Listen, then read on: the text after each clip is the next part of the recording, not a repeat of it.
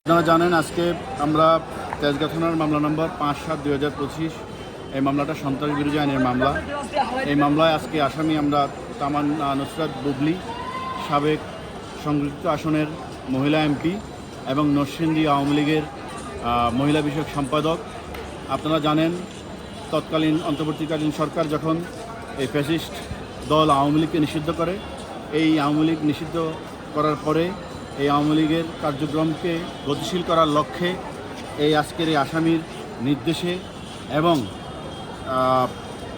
এই অত্র মামলার ঘটনাস্থলে আওয়ামী লীগ, যুবলীগ এবং ছাত্রলীগের সন্ত্রাসী বাহিনী উপস্থিত হয়ে একটা মিছিল করে। সেই মিছিল থেকে আমরা কিছু আসামিকে গ্রেপ্তার করতে সক্ষম হই।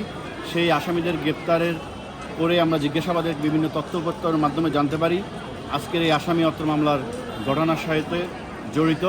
আমরা বিজ্ঞ আদালতে এই মামলাটি সুষ্ঠু তদন্তের স্বার্থে এবং এই মামলায় এই ঘটনা ঘটানোর জন্য কারা অর্থ যোগান দিয়েছে, কারা নির্দেশ দিয়েছে তাদেরকে শনাক্ত করার জন্য এবং এই মামলাটি সুষ্ঠুভাবে তদন্তের স্বার্থে আমরা এই আসামিকে অত্র মামলায় গ্রেপ্তারের নিবেদন করলে বিজ্ঞ আদালত আমাদের বক্তব্য শুনে এই আসামিকে অত্র মামলায় গ্রেপ্তারের আবেদন মঞ্জুর করেন।